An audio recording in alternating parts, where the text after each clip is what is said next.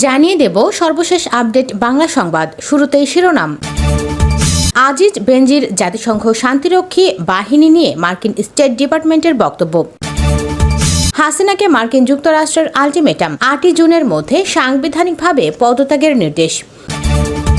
গোপন তথ্য ফাঁস করল সেনাপ্রধান, গোপনে দেশ ছেড়ে পালাচ্ছে প্রধানমন্ত্রী। এ বিষয়ে থাকছে বিস্তারিত প্রতিবেদন। এতক্ষণ শুনছিলেন সংবাদ শিরোনাম, এখন থাকছে বিস্তারিত। যুক্তরাষ্ট্রের স্টেট ডিপার্টমেন্টের নিয়মিত ব্রিফিংয়ে উঠে আসে সাবেক সেনাপ্রধান জেনারেল অবসরপ্রাপ্ত আজিজ আহমেদ, পুলিশের সাবেক প্রধান বেনজির আহমেদ এবং জাতিসংঘ শান্তিরক্ষা মিশনে মানবাধিকার লঙ্ঘনকারী ব্যক্তিদের প্রেরণ করা নিয়ে দেশটির অবস্থান। এ বিষয়ে বিভিন্ন প্রশ্নের জবাব দেন ডিপার্টমেন্টের মুখপাত্র ম্যাথিউ মিলার।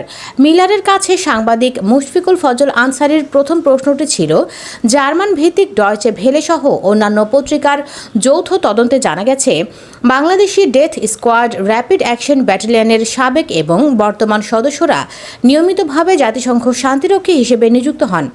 মানবাধিকারের চরম লঙ্ঘনের জন্য তাদের বিরুদ্ধে মার্কিন নিষেধাজ্ঞা এসেছে।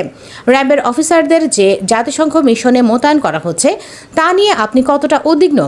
যেখানে যুক্তরাষ্ট্র সেখানকার উল্লেখযোগ্য তহবিলের যোগানদাতা। যুক্তরাষ্ট্রের দেয়া প্রায় 27% তহবিলই দেশটির করদাতাদের অর্থ থেকে আসে। জবাবে মিলার বলেন, আমরা এই রিপোর্টগুলোর বিষয়ে সচেতন। শান্তিরক্ষা কার্যক্রম আন্তর্জাতিক শান্তি ও নিরাপত্তার উন্নয়নে অপরিহার্য ভূমিকা পালন করে। শান্তিরক্ষী কর্মীদের মানবাধিকার রক্ষা করাটা অপরিহার্য। ইউএন ডিউ ডিলিজেন্স নীতি অনুসারে এই বিষয়টি স্বপ্রত্যয়িত করার জন্য সেনা এবং পুলিশ পাঠানো দেশগুলোর ওপর জাতিসংঘ নির্ভর করে যে তারা মানবাধিকার লঙ্ঘন বা আন্তর্জাতিক মানবিক আইন লঙ্ঘনের সাথে জড়িত সেনা বা পুলিশদের সেখানে পাঠাচ্ছে না। দ্বিতীয় প্রশ্নটি ছিল এমন, 2টি মার্কিন নিষেধাজ্ঞাপ্রাপ্ত সদস্য সাবেক পুলিশ প্রধানের বাংলাদেশে ব্যাপক দুর্নীতির খবর সম্প্রতি প্রকাশ হওয়ার পর কোনো মার্কিন সংস্থা যুক্তরাষ্ট্রে বা অন্য কোনো দেশে তার সম্পদের কোনো পরীক্ষা করেছে কিনা এবং যুক্তরাষ্ট্র এমন কোনো সম্পদ জব্দ করেছে কিনা?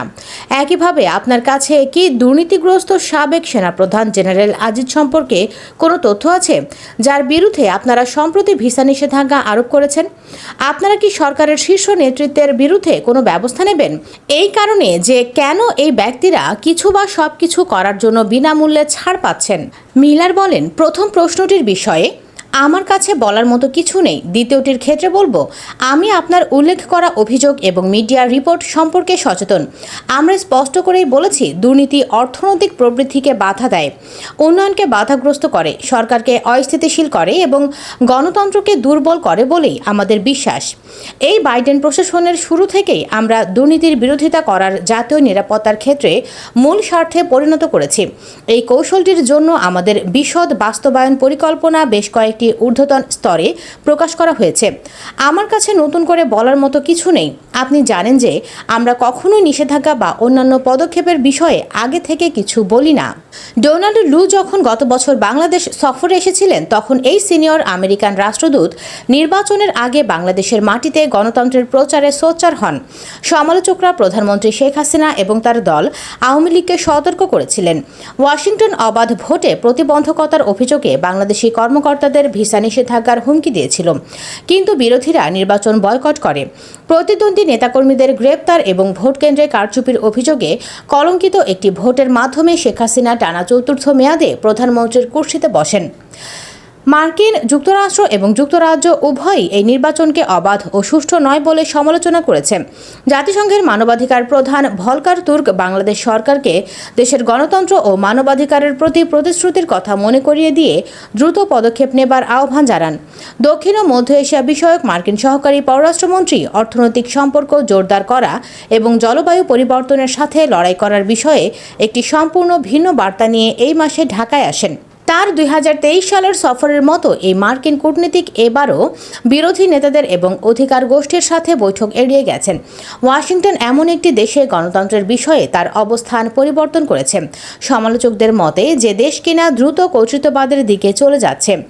ইলিনয় স্টেট ইউনিভার্সিটির রাজনীতি ও সরকার বিভাগের distinguished professor Ali Riaz Nikkei এশিয়াকে বলেন, এর থেকে প্রতীয়মান হয় যে বিরক্তি সহকারে হলেও মার্কিন যুক্তরাষ্ট্র বাস্তবতাকে মেনে নিয়েছে এবং বাংলাদেশের সাথে সম্পর্ককে রিসেট করেছে। বাংলাদেশের পররাষ্ট্রমন্ত্রীর সঙ্গে বৈঠকের পর লু স্বীকার করেছেন যে নির্বাচন সম্পর্কে ওয়াশিংটনের পূর্ববর্তী সতর্কতা উত্তেজনা সৃষ্টি করেছে এবং দুদেশের সম্পর্ক এগিয়ে নিয়ে যাওয়ার ও আস্থা পুনর্গঠনের প্রয়োজনের দিকে ইঙ্গিত করেছে। বাংলাদেশের তথ্য ও সম্প্রচার প্রতিমন্ত্রী মোহাম্মদ আলী আরাফাত লুয়ের 3 দিনের ঢাকা সফর সম্পর্কে বলেছেন, আমি শুধু বলতে পারি যে তার সফরের সময় অর্থনৈতিক অংশীদারিত্ব এবং মার্কিন যুক্তরাষ্ট্রের ইন্দো প্যাসিফিক নীতিতে বাংলাদেশের ভূমিকা নিয়ে কথা বলার উপর দৃষ্টি নিবদ্ধ করেছেন। বিরোধী দল, গণতন্ত্র, মানবাধিকার, রাজনীতি বা নির্বাচন নিয়ে কোনো আলোচনা হয়নি। বাংলাদেশ মার্কিন যুক্তরাষ্ট্রের সবচেয়ে বড় পোশাক রপ্তানিকারকদের মধ্যে একটি দেশ। যখন ওয়াশিংটন চীনের ক্রমবর্ধমান আঞ্চলিক প্রভাবকে নিয়ন্ত্রণে রাখার জন্য একটি মূল্যবান মিত্র হিসেবে ভারত ও মিয়ানমারের পাশাপাশি 164 মিলিয়নের দেশটিকে গুরুত্ব সহকারে দেখছে। কুগেলম্যান বলেন, আহমেদের ওপর নিষেধাজ্ঞার বিষয়টি একটি অনুস্মারক যে মার্কিন যুক্তরাষ্ট্র বাংলাদেশে তার মূল্যবোধকে ক্ষুণ্ণ করেনি, তবে আমি মনে করি না দুদেশের সম্পর্কের ওপর এর প্রভাব পড়বে। এটি একটি মোটামুটি হালকা শাস্তি, অর্থনৈতিক নিষেধাজ্ঞার চেয়ে অনেক হালকা, এবং এটি বর্তমান সরকারকে নয়, একজন অবসরপ্রাপ্ত সামরিক নেতাকে লক্ষ্য করে করা হয়েছে। ইলিনয় স্টেটের অধ্যাপক আলী রিয়াজ বলেন, ওয়াশিংটন ব্যবসায়িক ও ভূরাজনৈতিক স্বার্থকে অগ্রাধিকার দিচ্ছে এবং এখনও বাংলাদেশ সরকারের ওপর কিছুটা প্রভাব বজায় রাখার লক্ষ্য রয়েছে।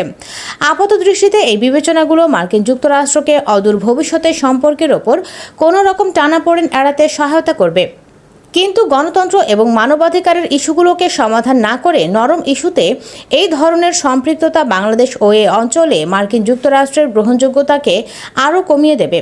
বাংলাদেশের অতীতের রাজনৈতিক অস্থিরতার পরেও বছরের পর বছর ধরে ওয়াশিংটন ঢাকার সাথে তার বার্তা আদান প্রদান বজায় রেখেছে। মার্কিন যুক্তরাষ্ট্র ভিত্তিক ভূরাজনৈতিক বিশ্লেষক শাফকাত রাব্বি মনে করেন, বাংলাদেশে গণতন্ত্রের প্রায় পতন সত্ত্বেও দেশটি অনেকাংশে স্থিতিশীল রয়েছে। সুতরাং আমেরিকার দৃষ্টিকোণ থেকে একটি বিশৃঙ্খল, সহিংস, অস্থিতিশীল বাংলাদেশের চেয়ে একটি কম অশান্ত বাংলাদেশ অনেক ভালো, এমনকি সেখানে রাজনৈতিক নিপীড়নের চোরা স্রোত বিদ্যমান সত্ত্বেও। ওয়াশিংটনের দ্বারা অন্যায্য বলে বিবেচিত বিতর্কিত জানুয়ারির নির্বাচনের মাত্র 1 মাস পরে মার্কিন প্রেসিডেন্ট জো বাইডেন হাসিনাকে একটি চিঠি পাঠিয়েছিলেন, যাতে বিভিন্ন বিষয়ে একসাথে কাজ করার আন্তরিক ইচ্ছা প্রকাশের পাশাপাশি উন্মুক্ত ইন্দো প্যাসিফিক অঞ্চলে অংশীদারিত্ব নিয়ে দৃষ্টিভঙ্গি তুলে ধরা হয়। ওয়াশিংটনের উইলসন সেন্টারের দক্ষিণ এশিয়া ইনস্টিটিউটের পরিচালক মাইকেল কুগেলম্যান বলেছেন, যুক্তরাষ্ট্র বাংলাদেশকে কৌশলগত তাৎপর্যের দিক থেকে যথেষ্ট মাত্রায় স্বীকৃতি দেয়। তারা বাংলাদেশকে ভারত মহাসাগরের তীরে কৌশলগতভাবে অবস্থিত একটি উপকূলীয় রাষ্ট্র হিসেবে দেখে। তবুও লুয়ের 14 থেকে 16 মে সফরের 1 সপ্তাহের মধ্যে মার্কিন সরকার অবসরপ্রাপ্ত বাংলাদেশি সেনাপ্রধান আজিজ আহমেদ এবং তার পরিবারের বিরুদ্ধে দুর্নীতির অভিযোগে নিষেধাজ্ঞা আরোপ করে।